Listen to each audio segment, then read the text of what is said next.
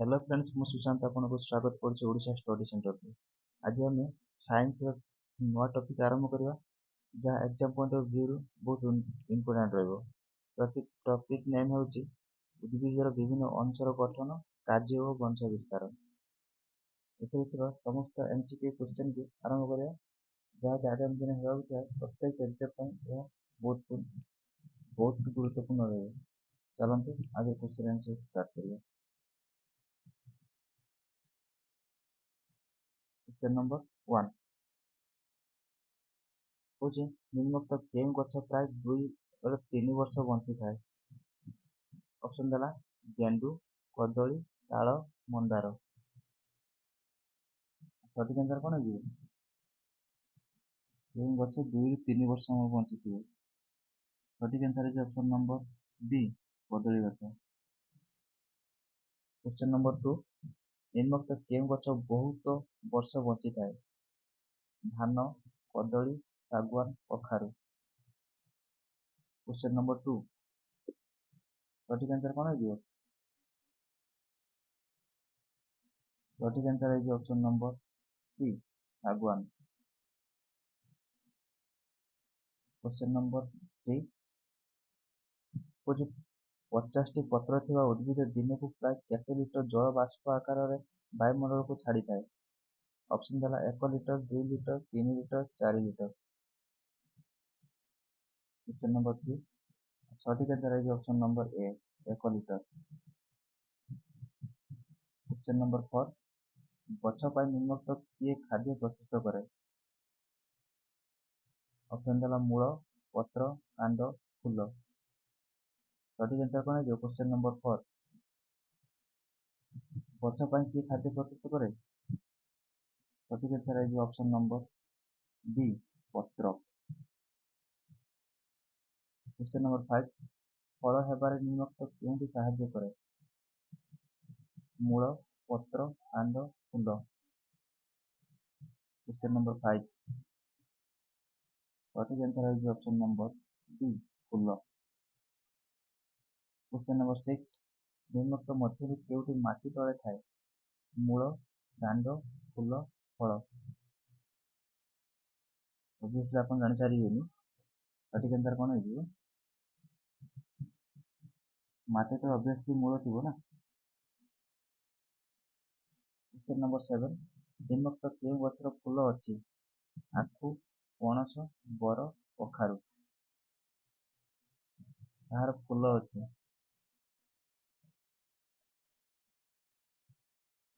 सठिक आंसर है option number D कखारू। क्वेश्चन नंबर 8 निम्नोक्त केउं फल रंग नाली अटे। कखारू, बिलाती, भेंडी, बैगण। क्वेश्चन नंबर 8 सठिक आंसर है ऑप्शन नंबर बी बिलाती।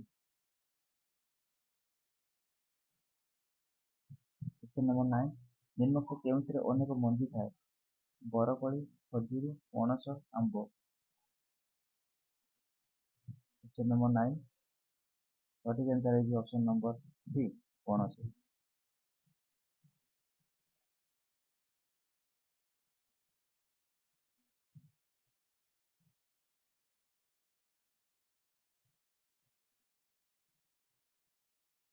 क्वेश्चन नंबर 10 कौन निम्नोक्त केउथिरे गोटे मंजी थाए।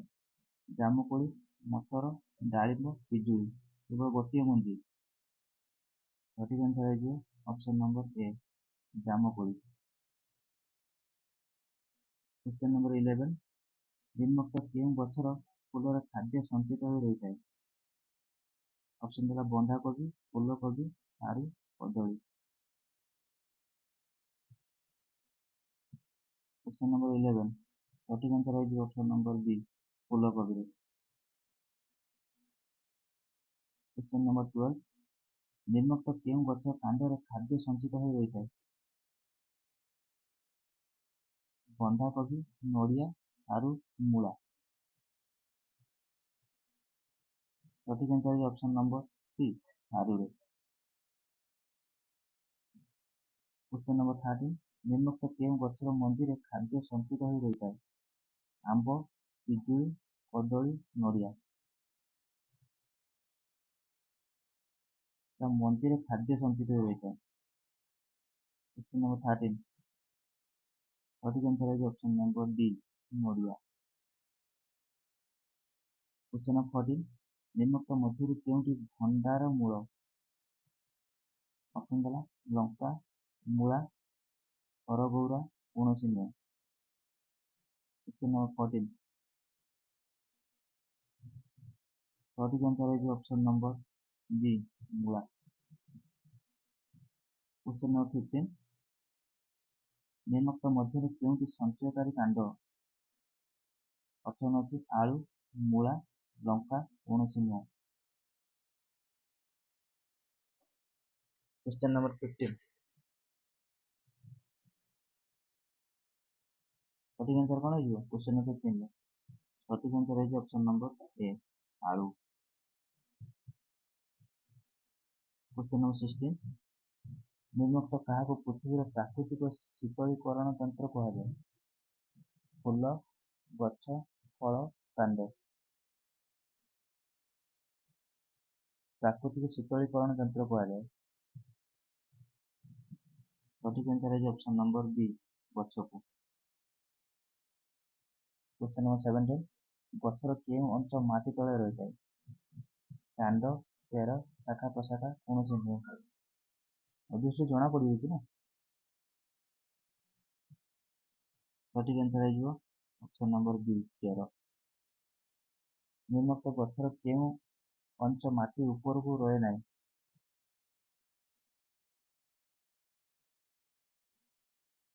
କାଣ୍ଡ, ପତ୍ର, ଶାଖା ପ୍ରଶାଖା, ଚେର। ମାଟି ଉପରକୁ ରହେ ମାନେ ମାଟି ତଳେ ରହିଥିବ ଆଉ କ'ଣ। ସଠିକ୍ answer ହେଇଛି ଅପସନ୍ ନମ୍ବର B, ଚେର।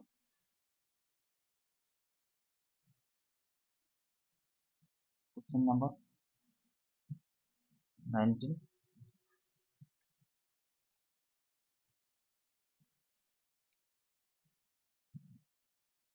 ସେ କହୁଛି ନିମ୍ନୋକ୍ତ ଗଛର କେଉଁ ଅଂଶ ମାଟିରୁ ପାଣିକୁ ଶୋଷେ?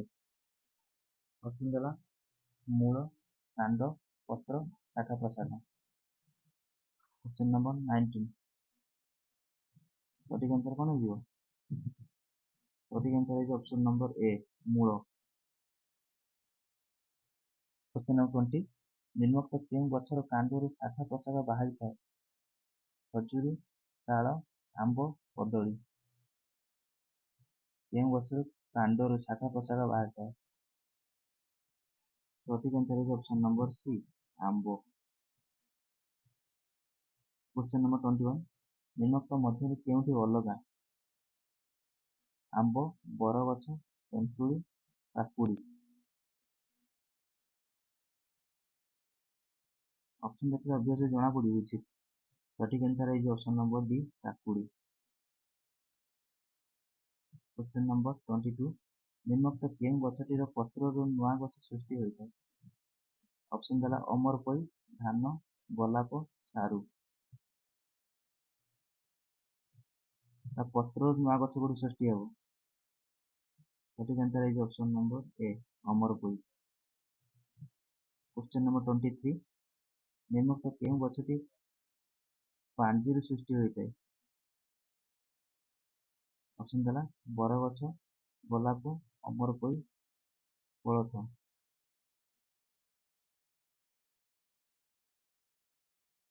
ନିମ୍ନୋକ୍ତ କେଉଁ ଗଛଟି ମଞ୍ଜିରୁ ସୃଷ୍ଟି ହୋଇଥାଏ? Question number 23. ସଠିକ୍ answer ହେଇଛି ଅପସନ୍ ନମ୍ବର D, କୋଳଥ। କୋଳଥ ଗଛଟି ମଞ୍ଜିରୁ ସୃଷ୍ଟି ହୋଇଥାଏ। Question number 24. ନିମ୍ନୋକ୍ତ କେଉଁ ଗଛଟି ମୂଳ ବା ଚେରରୁ ସୃଷ୍ଟି? ଅପସନ୍ ଦେଲା ବରଗଛ, ଅଦା, ମୁଗ, ଧାନ। ସଠିକ୍ answer କ'ଣ ହେଇଯିବ? ମୂଳ ବା ଚେରରୁ ସୃଷ୍ଟି। ଅପସନ୍ ନମ୍ବର A, ବରଗଛ। Question number 25. ନିମ୍ନୋକ୍ତ କେଉଁ ଗଛର ମୂଳରେ ଖାଦ୍ୟ ସଞ୍ଚିତ ହୋଇ ରହିଥାଏ? ଅଦା, ଗାଜର, ନଡ଼ିଆ, ନାଗଫେଣି। ସଠିକ୍ answer କ'ଣ ହେଇଯିବ? ସଠିକ୍ answer ହେଇଛି ଅପସନ୍ ନମ୍ବର B, ଗାଜର। Question number 26. ନିମ୍ନୋକ୍ତ କେଉଁ ଗଛର ପତ୍ରରେ ଖାଦ୍ୟ ସଞ୍ଚିତ ହୋଇ ରହିଥାଏ? ବନ୍ଧାକୋବି, ମୂଳା, ଚିନାବାଦାମ, ଫୁଲକୋବି ତା ପତ୍ରରେ ଖାଦ୍ୟ ସଞ୍ଚିତ ହେଇ ରହିଥାଏ।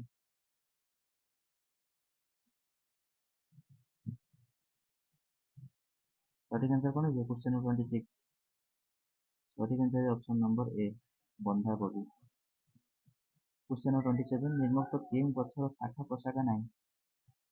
ମନ୍ଦାର, ପଣସ, ବରଗଛ, ନଡ଼ିଆ। କ୍ୱେଶ୍ଚନ୍ ନମ୍ବର 27 ସଠିକ୍ ଆନ୍ସର ହେଇଯିବ ଅପସନ୍ ନମ୍ବର ଡି ନଡ଼ିଆ। ନେକ୍ସଟ କ୍ୱେଶ୍ଚନ୍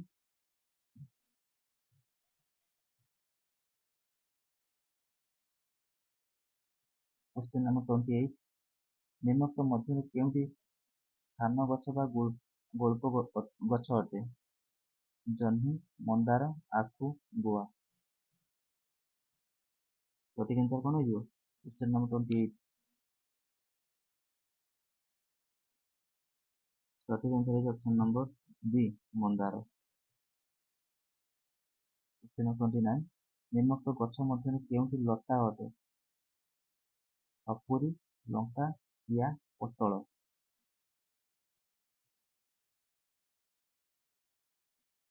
କେଉଁ ଗଛଟି ଲତା ଅଟେ? ପୋଟଳ। Option number D. Question number 30 निम्नोक्त ମଧ୍ୟରୁ କେଉଁଟି ବୁଦାଳିଆ ଗଛ ଅଟେ? ବାଉଁଶ, ଗୁଆ ଗଛ, ବରଗଛ, ପଣସ। ବେଶୀ ଜଣା ପଡ଼ିବ କି ନା? ବାଉଁଶ। ନିମ୍ନୋକ୍ତ ମଧ୍ୟରୁ କେଉଁଟି ବଡ଼ ଗଛ ଅଟେ? ସପୁରୀ, ବରଗଛ, ପିଜୁଳି, ଖଜୁରୀ। क्वेश्चन नंबर 31 सঠিक आंसर है ऑप्शन नंबर बी बरगछ। क्वेश्चन नंबर 32 निम्नोक्त केउं गछरे केवल थरे फल हुए? पिजुली, आंब, पणस, कदली। थरे मात्र फल हुए। सঠিक आंसर है ऑप्शन नंबर बी कदली। क्वेश्चन नंबर 33 निम्नोक्त मध्यरु केउंटी अलगा? आखु, शाल, पियाशाल, सागवान। भितर अलगा कोटे से क्वेश्चन नंबर 33 सঠিक आंसर है ऑप्शन नंबर ए आखु। क्वेश्चन नंबर 34 निम्नोक्त मध्यरु केउंटी भिन्न? पटल, लंका, लाउ, कलरा। क्वेश्चन नंबर 34 सঠিक आंसर है ऑप्शन नंबर बी लंका। क्वेश्चन नंबर 35 निम्नोक्त मध्यरु केउंटी प्रधान मूल थाए? मका गछ, आंब गछ, धान गछ, गहम गछ। क्वेश्चन नंबर 35 सीरियसली आंसर दियंतु। क्वेश्चन नंबर 35 सঠিक आंसर है ऑप्शन नंबर बी आंब गछ। क्वेश्चन नंबर 36 निम्नोक्त मध्यरु केउंटी गुच्छ मूल थाए? बरगछ, पणस गछ, गहम गछ, आंब गछ। क्वेश्चन नंबर 36 सঠিक आंसर है ऑप्शन नंबर ए बरगछ। क्वेश्चन नंबर 37 कुछ उद्भिदर मूल बा कांडर नुआ उद्भिद जात हेबाकु केउं जनन कुहाଯାଏ? ऑप्शन द्वारा लिंगीय, अलिंगी, अंगीय, कौनसी नुह। क्वेश्चन नंबर 37 उद्भिदर मूल बा कांडर नुआ उद्भिद जात हेबाकु केउं जनन कुहाଯାଏ? सঠিक आंसर कौन हो? क्वेश्चन नंबर 37 सঠিक आंसर है ऑप्शन नंबर सी अंगीय। क्वेश्चन नंबर 38 सपुष्पक उद्भिदर केउं जन्म देखा मिले? लिंगीय, अलिंगी, अंगीय, अंगीय और लिंगीय। सঠিक आंसर है ऑप्शन नंबर डी अंगीय और लिंगीय। क्वेश्चन नंबर 39 छिंपी जातीय उद्भिदर केउं जनक देखा जाए? अंगीय और लिंगीय, अंगीय और लिंगीय, अंगीय लिंगीय। छिंपी जातीय उद्भिदर केउं जनक देखा जाए? क्वेश्चन नंबर 39 सঠিक आंसर है ऑप्शन नंबर बी अंगीय और लिंगीय। क्वेश्चन नंबर 40 निम्नोक्त मध्यरु केउं दुईटी को नहीं उपकेशर गठित? क्वेश्चन नंबर 40 सঠিक आंसर कौन हो? सঠিक आंसर है ऑप्शन नंबर बी केशर धारिका और परागपेटी। क्वेश्चन नंबर 41 ନିମ୍ନୋକ୍ତ ମଧ୍ୟରୁ କେଉଁଟି ଉଦ୍ଭିଦର ପୁରୁଷ ପ୍ରଜନନ ଅଙ୍ଗ ଅଟେ? ଅପସନ୍ ହେଲା ପୁକେଶର, ଫଳିକା, ଗର୍ଭକେଶର, ଫଳିକା ଶୀର୍ଷ। क्वेश्चन नंबर 41 सठिक आंसर है पुकेशर option number A. Question number 42 निम्नोक्त केउं फूल रे परागरेणु घटे नाही?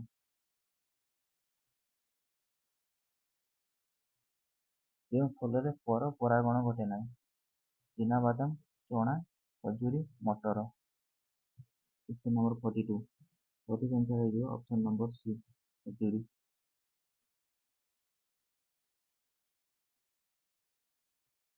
क्वेश्चन नंबर 43 सपुष्पक उद्भिद भ्रूणाशय केउंटी जोड़ी होई नथाय? डिंबकोश, सहायक कोश, नलिका कोश, पातली कोश। क्वेश्चन नंबर 43 सठिक आंसर है ऑप्शन नंबर सी नलिका कोश।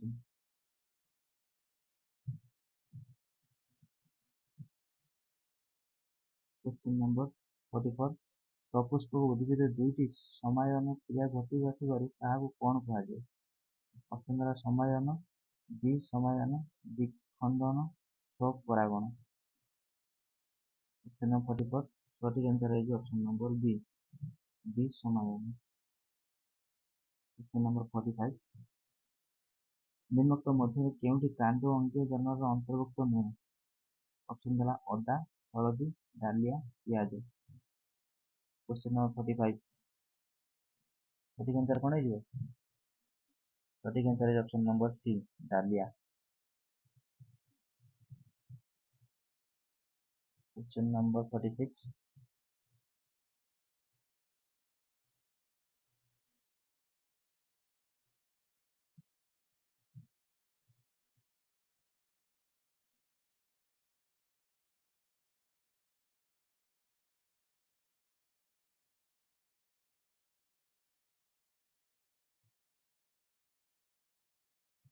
क्वेश्चन नंबर 46 कुछ अपुष्पक उद्भिद गुड़िक क्या द्वारा वंश विस्तार करते?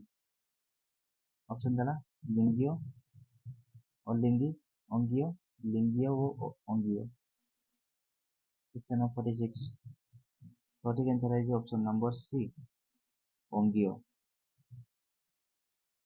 क्वेश्चन नंबर 47 चल रेणु उद्भिद मध्य केउंटी सृष्टि हुए? रेणुपेटी, धारकर अग्रभाग, परागपेटिका, शलाका। क्वेश्चन नंबर 47 सठिक आंसर कौन हो? सठिक आंसर है ऑप्शन नंबर ए परागपेटी रेणुपेटी। क्वेश्चन नंबर 48 बाह्य रेणु केउंटी सृष्टि हुए? रेणुपेटी, धारकर अग्रभाग, परागपेटिका, शालका। क्वेश्चन नंबर 48 सठिक आंसर है ऑप्शन नंबर बी धारकर अग्रभाग। क्वेश्चन नंबर 49 केउं उद्भिदर मूलर नूतन गछ जात हुए? डालिया, गोलाप, रिक्सिया, अदा। क्वेश्चन नंबर 49 सठिक आंसर है ऑप्शन नंबर ए डालिया। क्वेश्चन नंबर 50 केउं जीव एक कोशी नुहे? ऑप्शन है जीवाणु, आदि प्राणी, ईस्ट कौन नुहे। क्वेश्चन नंबर 50 सठिक आंसर है ऑप्शन नंबर डी एम मध्य कौन गोटे नुहे। क्वेश्चन नंबर 51 केउं उद्भिद परिकर्ण प्रक्रिया वंश विस्तार करता है? जीवाणु, ईस्ट, छतु, फर्न। क्वेश्चन नंबर 51 सठिक आंसर कौन हो? ईस्ट। क्वेश्चन नंबर 52 निम्नोक्त केउंटी चल रेणु द्वारा वंश वृद्धि करे नाही? ऑप्शन है कवक, शैवाल, पर कौन नुहे। क्वेश्चन नंबर 52 सठिक आंसर है option number C fern. Question number 53 अमर पोई पत्र धार रे थिबार केउंथिरे नूतन उद्भिद सृष्टि हुए? मुकुल, परागपेटी, शलाका, फलिका शीर्ष। ସଠିକ୍ ଆନ୍ସର ହେଇଯିବ ଅପସନ୍ ନମ୍ବର ଏ ମୂଳକ। କ୍ୱେଶ୍ଚନ୍ ନମ୍ବର 54 ସପୁଷ୍ପକ ଉଦ୍ଭିଦର କେଉଁଟି ପ୍ରଜନନ ଅଙ୍ଗ ଅଟେ? ପତ୍ର, ଫୁଲ, କାଣ୍ଡ, ମୂଳ। କ୍ୱେଶ୍ଚନ୍ ନମ୍ବର 54 କରେକ୍ଟ ଆନ୍ସର ହେଇଯିବ ଅପସନ୍ ନମ୍ବର ବି ଫୁଲ। କ୍ୱେଶ୍ଚନ୍ ନମ୍ବର 55 ଗୋଟିଏ ଫୁଲର କେଶର ଏବଂ ଗର୍ଭରେ ଥିଲେ ତାହାକୁ କି ପ୍ରକାର ଫୁଲ କୁହାଯିବ? एकलिंगी, उभयलिंगी, एकवासी, द्विवासी। जल्दी जल्दी कमेंट करंतु। क्वेश्चन 55 सटीक आंसर कोन आइबो? करेक्ट आंसर है ऑप्शन नंबर बी उभयलिंगी। क्वेश्चन नंबर 56 निम्नलिखित मध्य किए बाह्य रेणु द्वारा वंश विस्तार करे? ऑप्शन देला हमको penicillium, yeast, bacteria, moss. Question number 56 correct answer है option number A penicillium. Question number 57 निम्नलिखित मध्य केउंटी उभयलिंगी फूलर उदाहरण नुहे? ऑप्शन देला सरिस, गोलाप, मंदार, टगर। क्वेश्चन नंबर 57 सटीक आंसर है ऑप्शन नंबर बी टगर। क्वेश्चन नंबर 58 निम्नलिखित मध्य केउंटी फूलरे न थाए? गर्भकेशर चक्र, भूकेशर चक्र, मुकुल, परागपेटी। क्वेश्चन नंबर 58 सटीक आंसर है ऑप्शन नंबर सी मुकुल।